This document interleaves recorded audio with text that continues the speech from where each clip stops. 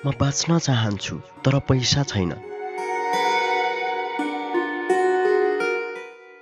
बाँसगढी नगरपालिका ward number 2 बर्दियाकी Durga परियारको पीडादायक सङ्घर्ष। नमस्ते, मेरो नाम दुर्गा परियार। म बस्ने नयाँ बस्ती पिपल चौतारा। अहिले मेरो मुटुको दुवै बल फेर्नुपर्ने भएको छ।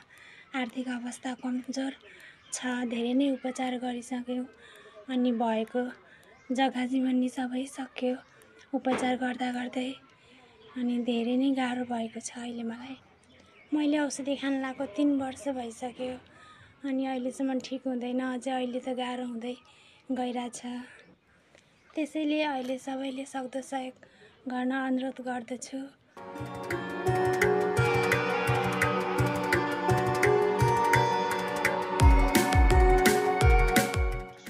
आमा, म बाँच्न चाहन्छु।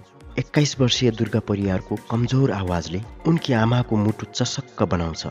आँखाभरि आँसु, ओठमा कापिएको मुस्कान र शरीरभरि कमजोरी। यही अवस्थामा छिन् दुर्गा, जो अहिले जीवन र मृत्युको दोसाँधमा उभिरहेकी छिन्।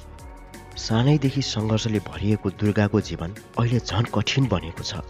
उनको मुटुको दुवै भल्पमा पाल परेको छ र समयमै उपचार नगरे उनको जीवन जोगिन सक्दैन।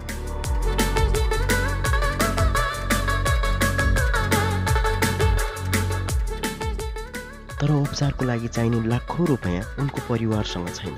सबै सम्पत्ति उपचारमै खर्च भइसकेको छ। अब ऋण लिने ठाउँ पनि छैन। एक सामान्य परिवारमा जन्मिएकी दुर्गा परियार सानैदेखि पीडासँग परिचित थिइन्। साँझ र बिहानको छाक टार्न होम्मे भए पनि छोरीलाई शिक्षित बनाउने ठुलो सपना थियो दुर्गाको आमा र बुवाको। दुर्गाले पनि परिवारको अवस्था बुझ्दै मेहनत गरिरहन्थिन्। तर केही समय अघि उनको शरीरमा अनौठो समस्या देखिन थाल्यो। सामान्य थकाइ हो भनेर सुरुमा ध्यान दिइनन्। बिस्तारै सास फेर्न गाह्रो हुन थाल्यो। हिँड्दै बेहोस हुन थालिन्। छातीमा असहनीय पीडा हुने जस्ता समस्या देखेपछि उनलाई अस्पताल लगियो। परीक्षणपछि परिवारले पाएको खबरले सबैलाई स्तब्ध बनायो। उनको मुटुको दुवै भल्पमा पाल परेको रहेछ। डाक्टरहरूले तत्काल अपरेसन गर्नुपर्ने बताए। तर परिवार पुरै सदमामा थियो। खर्च,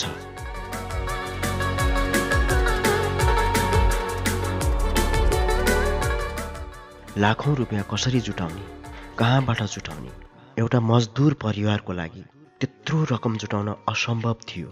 भएको सारा सम्पत्तिलाई बन्दकी राखेर ऋण लिएर उपचार गराउन थाले। दुर्गालाई नेपालका विभिन्न अस्पतालहरूमा उपचार गराइयो, तर सुधार भएन। अन्ततः चिकित्सकहरूले उनलाई बचाउनका लागि शीघ्र अपरेसन गर्न आवश्यक छ भने। तर अपरेसन खर्च जुटाउन परिवारसँग उपाय नै छैन। घर परिवारले बाँकी भएको जग्गा जमिन सारा बेचेर जति सकिन्छ उपचारमा खर्च गरिसके। तर आवश्यक रकम अझै अभाव छ। अब हामीसँग दिने केही छैन। ऋण दिन पनि कोही तयार छैनन्। दुर्गाकी आमा निराश हुँदै भन्छन्, दुर्गा आफै पनि हिम्मत हारिसकेकी छन्। उनी भन्छन्, म बाँच्न चाहन्छु तर पैसा छैन। मेरो बाँच्ने आशा अब अरूको दयामा निर्भर छ। उनको स्वास्थ्य दिन प्रतिदिन बिग्रिँदै गएको छ।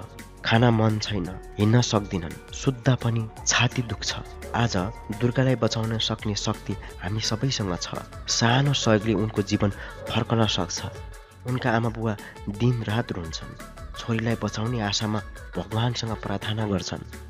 तर भगवानले मात्र होइन, हामी सबैले सानो भए पनि हातेमालो गर्न जरुरी छ।